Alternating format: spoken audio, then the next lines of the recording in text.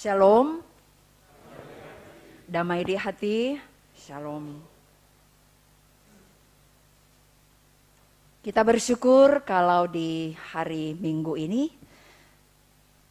kita memasuki Minggu Advent, masa raya Advent yang ketiga. Perayaan Natal Yesus Kristus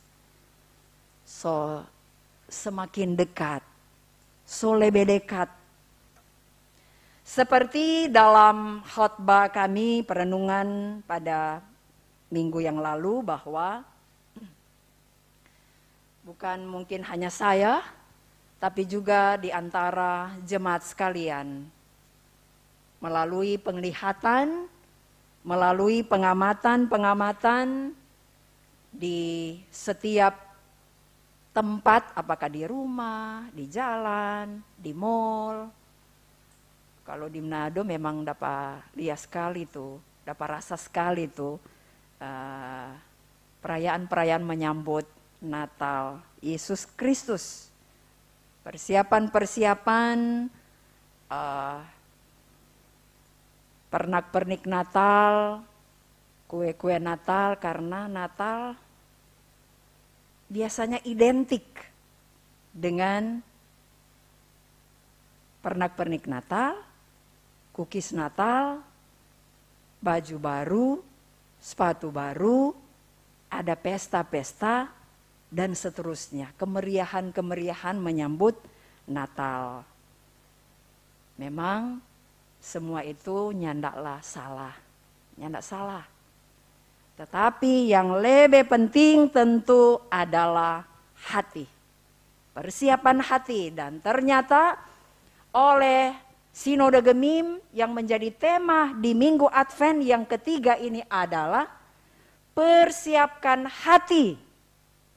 Sambutlah Tuhan Yesus. Jadi apa yang menjadi perenungan kita di minggu yang lalu ternyata itu menjadi tema di Minggu Advent yang ketiga ini. Kalau di lingkungan gereja Masehi Injili di Minahasa. Dan tentu ketika kita memasuki Minggu Advent yang ketiga ini, kita tentu semua diingatkan, diarahkan bagaimana saya dan saudara-saudara menyambut datangnya Kristus, lahirnya Kristus di perayaan Natal. Sekaligus juga sekali lagi berulang kali sekaligus kita sedang menantikan kedatangan kembali Tuhan Yesus Kristus. Mari kita melihat di dalam bacaan kita tadi dalam kitab Injil Markus pasal 1 ayat 1 sampai ayatnya yang ke-8 kita sudah baca tadi. Penulis kitab Injil Markus dia menceritakan tentang apa yang telah dinubuatkan oleh para nabi tentang kedatangan Sang Mesias itu. Kristus yang berarti diurapi. Bapak Ibu, kalau kitab Injil dimulai dengan kitab Matius. Kitab yang pertama di kitab Injil itu Matius, bahkan di Perjanjian Baru. Tapi menurut para ahli bahwa Injil yang pertama adalah Markus. Jadi Injil yang pertama adalah kitab Markus. Dan kitab Injil Markus ini dia tidak seperti juga di kitab-kitab Injil seperti Matius ataupun Lukas menceritakan secara detail tentang kelahiran Kristus. Tapi kitab Injil Markus dia mulai dengan inilah permulaan Injil. Injil itu adalah kabar baik. Injil itulah Yesus Kristus. Evangelion. Berbahagialah mereka yang ada kesenama Evangelin. Itu Evangelion, itu kabar baik. Kalau orang di Manado ada yang masih sebut-sebut evangelisasi. Orang mau pergi di Evang, cuma saya singkat begitu Kang, Evang. Dan inilah yang dimaksudkan dengan Markus, oleh penulis kitab Injil Markus tentang Injil, yaitu kabar baik. Itu yang menunjuk kepada Yesus Kristus itu sendiri. Dan sudah dinubuatkan oleh para nabi bahwa akan ada yang tentu mendahului Kristus. Lebih dulu mau datang. Yang disebut-sebut oleh para nabi, dinubuatkan oleh para nabi Yesaya antara lain ya. Dan juga ada nabi-nabi lain. Sebagai utusan Tuhan Allah akan tampil. Dan dia disebut sebagai, boleh dikatakan sebagai perintis. Sebagai pelopor kedatangan Tuhan Yesus Kristus. Dan kitab Injil Markus ini di waktu itu ditulis dalam rangka antara lain juga untuk menguatkan iman orang-orang percaya yang ada pada waktu itu. Dalam hal ini menunjuk kepada orang-orang yang bukan Yahudi, orang-orang non-Yahudi yang pada waktu itu karena dengan adanya kekuasaan pemerintahan Romawi yang bisa membuat iman mereka menjadi goyah. Tetapi dikuatkan melalui firman Tuhan, melalui kabar baik supaya mereka tetap setia dan hidup dalam pertobatan. Nah, saudara-saudara, sebagai utusan yang dinubuatkan oleh para nabi yang saya katakan tadi itu menunjuk kepada Yohanes Pembaptis, bahwa Yohanes Pembaptis ini dipersiapkan supaya dia atau Yohanes ini tampil mau bilang pak orang-orang, persiapkanlah jalan untuk Tuhan. Persiapkanlah jalan untuk kedatangan Tuhan.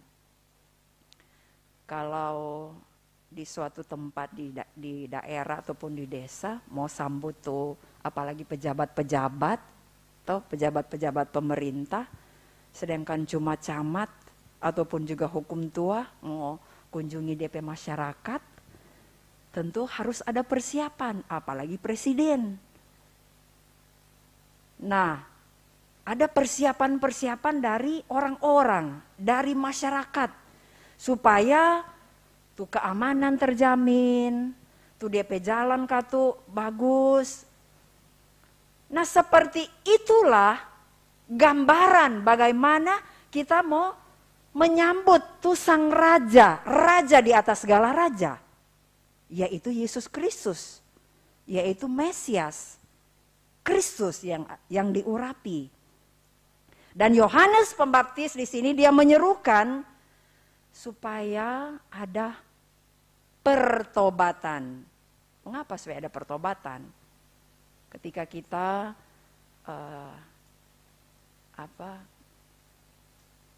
melakukannya, hidup dalam pertobatan maksudnya, maka ada pengampunan.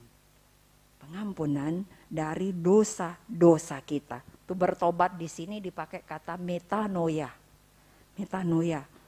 Berubah menjadi pribadi yang tidak mencintai kejahatan. Menjadi pribadi yang tidak mencintai dosa. Meninggalkan hal-hal yang jahat. Dan dibaptis di sini sebagai tanda pertobatan melambangkan pembersihan dari semua kekotoran, kotoran hidup. Itu juga mungkin bisa kita ibaratkan kalau orang mau tampil juga atau mau hadir seperti kita datang di ibadah, tentu orang harus bersih, mandi. Supaya tuh orang yang di samping kiri kanan tuh akan merasa nyaman juga. Jangan mungkin di antara kita ada yang mungkin nyandak mandi kurang pakai minyak wangi, Kang. Kurang pakai minyak wangi supaya bobo sedap. Tapi yang dimaksudkan di sini bagaimana pembersihan dari semua kotoran hidup itu menunjuk kepada pertobatan. Meninggalkan semua yang Tuhan tidak suka. Dan dari pelayanan, dari pemberitaan Yohanes Pembaptis pada waktu itu, seperti dalam bacaan kita tadi, itu pada ayatnya yang keempat, bagian akhir itu, bertobatlah dan berilah dirimu dibaptis, dan Allah akan mengampuni dosamu. Dari pemberitaannya ini maka begitu banyak orang yang mendengar, begitu banyak orang yang merespon apa yang sudah disampaikan, apa yang sudah diberitakan oleh Yohanes Pembaptis, dan bukan cuma sampai dengar, bukan cuma sampai datang, tetapi memberi diri untuk dibaptis. Berarti kalau dikatakan dari bacaan tadi ini, dari semua atau seluruh daerah di Yudea dan semua penduduk Yerusalem, begitu luas. Berarti dia jadi terkenal, toh, jadi tenar, jadi top pada waktu itu. Tetapi kalau orang mau lihat itu, Yohanes Pembaptis, dia tidak berorientasi ke DP diri. Nah, saudara-saudara, penginjil Markus juga mengedepankan kalau si Yohanes Pembaptis ini adalah satu figur, satu sosok yang sangat sederhana. DP pakaian dikatakan dari jubah bulu unta. Kita juga belum pernah lihat, belum pernah pegang tuh unta itu seperti apa, kecuali yang so pernah di Yerusalem, so naik unta. Bu Fanda dengan Pak Jerry so naik unta toh. Mungkin so dapat tahu DP kulit itu. Jubah bulu unta. Kemudian DP makanan, madu hutan, belalang, dan DP ikat pinggang itu dari kulit. Tapi mungkin juga pada waktu itu misalnya pakaian dari bulu unta ini termasuk juga bahan pakaian yang mungkin pada waktu itu juga yang bagus, yang mahal. Tapi orang tidak tahu kan dia bahan itu apa ketika diolah menjadi pakaian. Seperti yang orang ya tonton di televisi, ada ada yang bulu-bulu dari binatang miliaran harganya per meter. DP wool. Ya. Nah, saudara-saudara, sosok atau figur Yohanes Pembaptis yang dikatakan tadi, pakaiannya dari jubah bulu unta, ikat pinggang kulit, DP makanan dari madu hutan dan belalang. Kesederhanaannya dia dari Yohanes Pembaptis ini.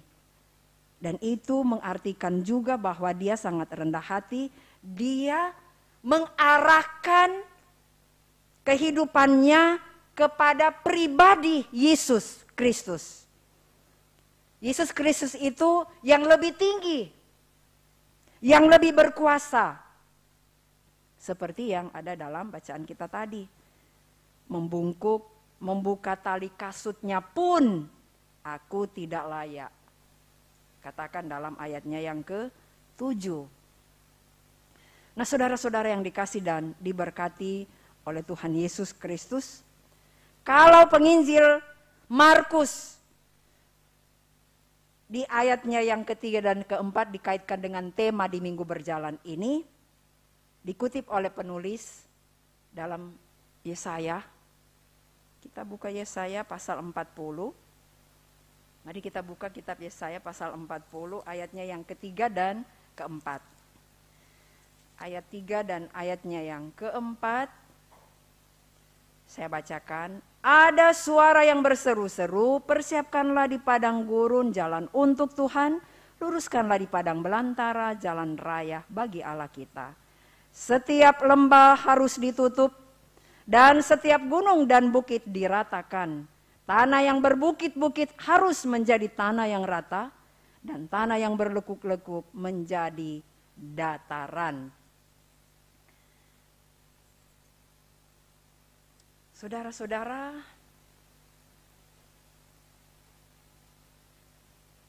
di ayatnya yang keempat, setiap lembah harus ditutup.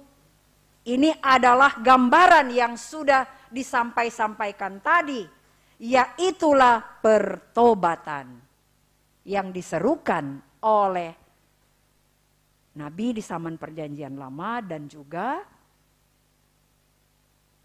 Yohanes Pembaptis. Dan firman Tuhan ini mengingatkan kita ketika kita akan menyambut kedatangan Sang Juru Selamat Yesus Kristus di perayaan Natal dan di kedatangannya kembali.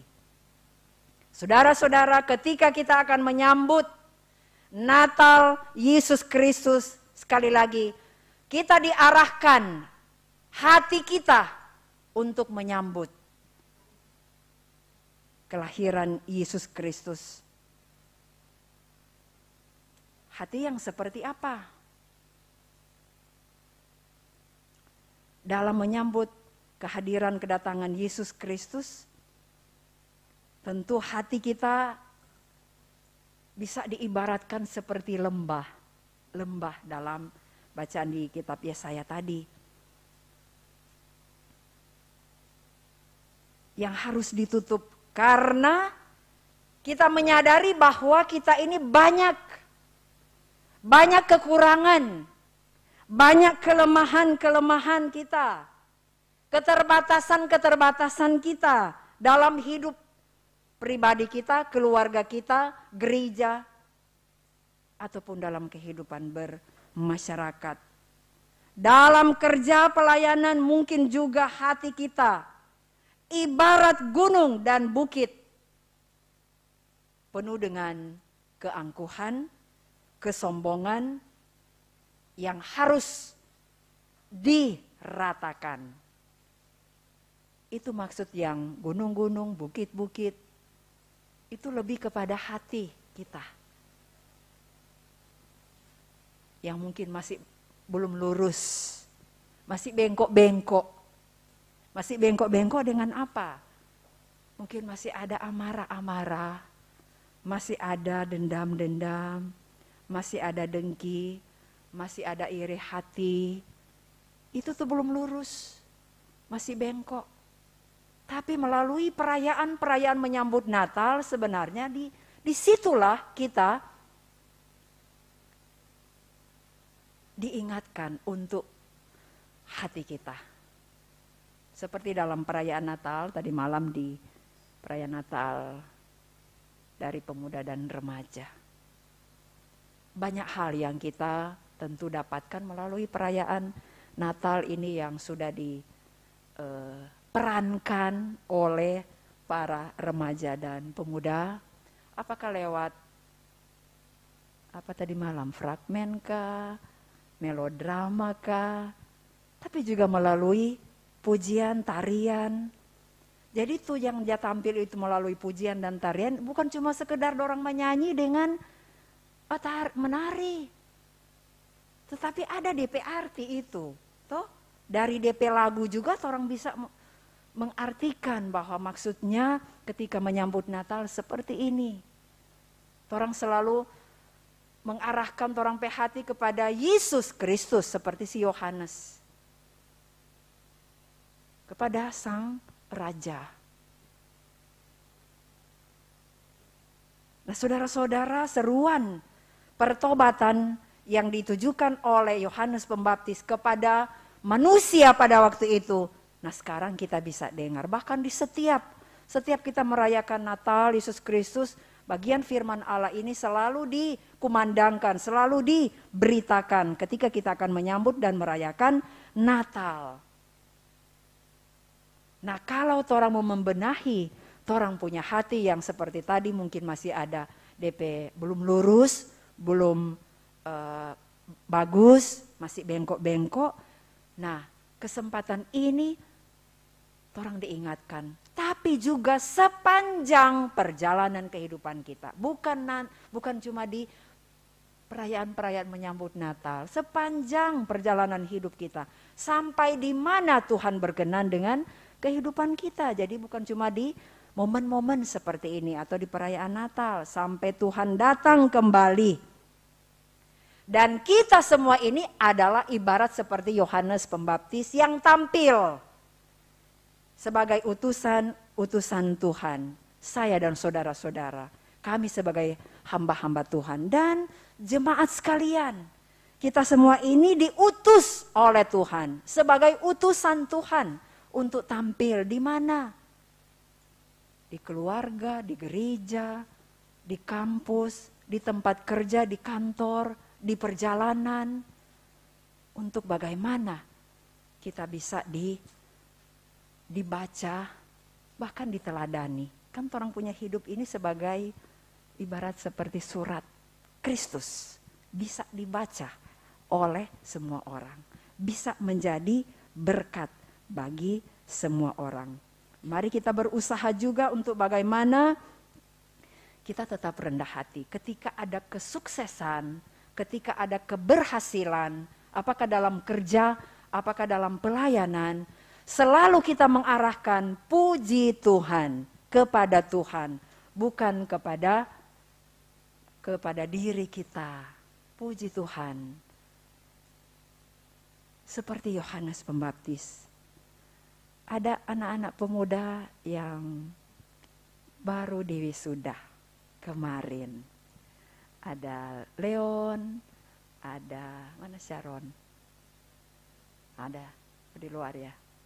Dan mungkin masih ada juga yang sewisuda teman-teman Leon.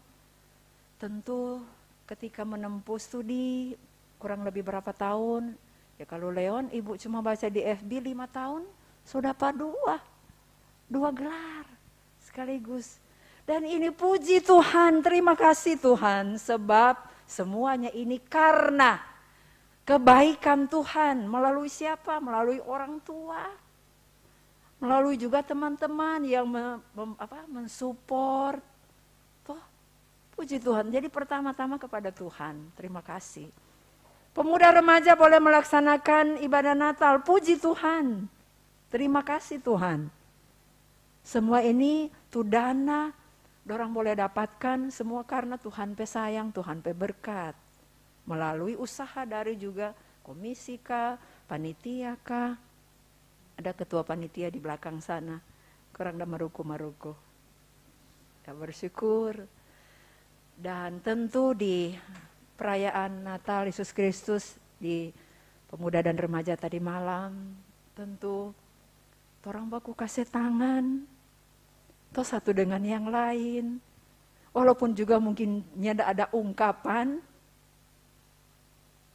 tapi ketika orang kasih tangan, bersyukur. Dan di situ orang bisa, Tuhan ini tuh Natal, ini tuh Natal. Ya mungkin juga kami. Tadi malam kami memang sudah merancang kata-kata kalimat membuka sambutan Natal.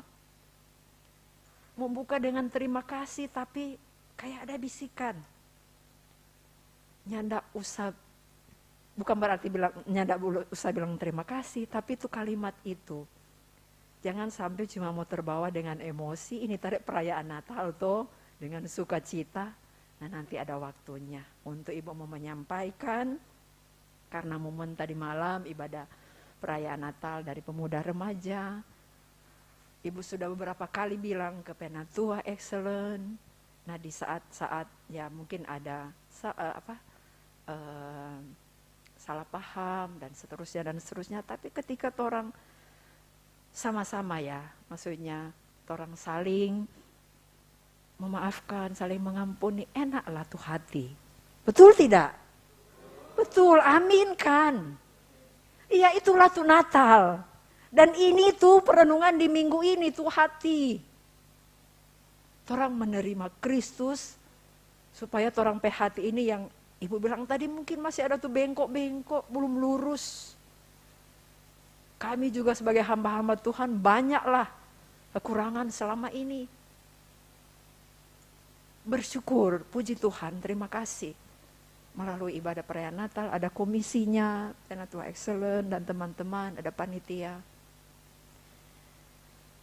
Dan di minggu berjalan ini semua kita yang hadir, marilah torang sekali lagi torang hati, torang persiapkan benar-benar untuk supaya tuh Natal itu toh ada mau merayakan Natal tarik mar. Aduh kita belum bakasih tangan, belum saling memaafkan, toh satu dengan yang lain. Jadi rupa ada yang apa? Mengganjal di dalam hati. Coba kalau orang biar mungkin ada aku salah paham satu dengan yang lain, tapi coba ketika dalam ibadah-ibadah juga seperti ini, datanglah selamat hari Minggu, shalom, dan itulah tuh Natal, tuh hati, orang hati ketika orang ada saling mengampuni, berarti orang siap untuk menyambut Yesus Kristus yang selalu lahir di dalam hati. Yesus Kristus yang menjadi raja, kalau menjadi raja berarti dia yang memimpin kita, hidup kita, hati kita, kehidupan kita. Seperti itu. Tuhan Yesus memberkati kita. Amin.